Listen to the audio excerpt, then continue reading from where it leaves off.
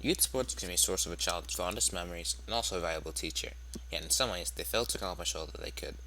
Within this video, I will focus on my own sport, soccer. Conveniently, I also think that soccer embodied some of the negative changes in youth sports quite well due to the sport's socio-economic positioning.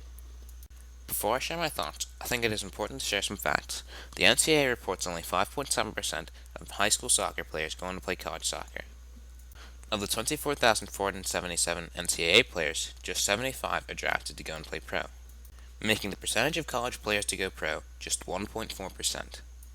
Though, I must acknowledge a few things with this data. First of all, the percentage of college players to play professionally only includes drafted players, and not those who may pursue professional soccer in non-domestic leagues. Secondly, players who play on U.S. soccer development academies are not able to participate in high school soccer, or any high school sport for that matter, yet a fair amount of them may go on to play college soccer. This may have distorted the percentage calculation for high school players to play college, as development academy players were likely among those college athletes. Regardless of these two things, the numbers make it clear. Very few youth athletes will ever need the sport-specific skills they have learned later in life. So with that said, I will go on to share my own thoughts. First, I must say that there are three interest groups that exist within youth sports: players, parents, and coaches. They each have their own specific goals and motives that I will talk about later.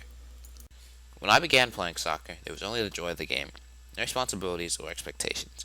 I loved the game, and so I practiced and practiced, often by myself. As a result of all this practice, I developed rapidly and started playing travel soccer. All players want to enjoy playing the game they love. Some may also have a thirst for competition. Those players are driven and place themselves at the highest levels of the game with their hard work. My soccer experience has been, and currently is, great. Yet there is much that could have gone wrong for me. Now our focus turns to the smoky backrooms of youth soccer, for the pursuit of money and status corrupts many things. When talent is recognized in a player, the move their parents typically make is to send their child off to play travel for some club. Here we can see the errors that parents may make. While parents may try to offer constructive criticism, it may sometimes lessen their child's enjoyment of the game, or certainly of the ride home. It can take on a harsher tone than intended. There's also the possibility of parents trying to live through their children, but I assume that is rare. Parents always want the best for their children, yet they may make mistakes, and sometimes be a bit self-serving.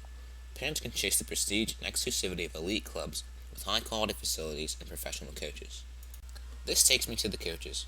With coaches, you must note that there are two types of coaches: paid coaches and volunteer coaches. Volunteer coaches often have a child on the team. With paid coaches, it is also important to consider whether coaching is the sole source of their income or not.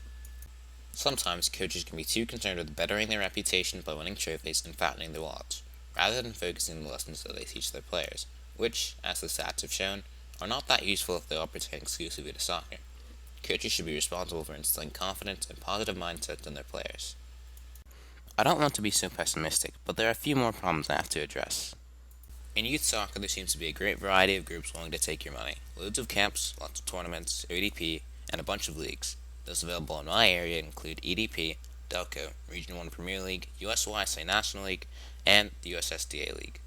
While some of these things may be a good investment, as I can testify that ODP is, the great number of programs available for youth soccer reflects a sport that seems to be trying its best to capitalize on youth soccer's apparent upper middle class background. The increased cost of the game denies so many kids the possibility of playing. On a different note, kids can sometimes be overtrained and overcoached, spending too much time playing in a highly organized setting. This can cause them to lose some of the creativity in their play. The result of all of this is that many kids are losing their love of the game, and children from less affluent areas or urban areas are unable to play. This could explain how many nations that are smaller than us are able to outmatch our men's national teams. So what can be done to save youth sports? It's simple. Place the emphasis back on the players. Focus on developing them into good people and making sure they enjoy the game. From that, either a brilliant soccer player or visionary CEO can develop. There is also a great book on this topic written by John O'Sullivan. It's called Changing the Game. I have a link for it in the description. I hope you enjoyed my first video. More will be coming later. Feel free to drop a like or subscribe, and with that said, bye!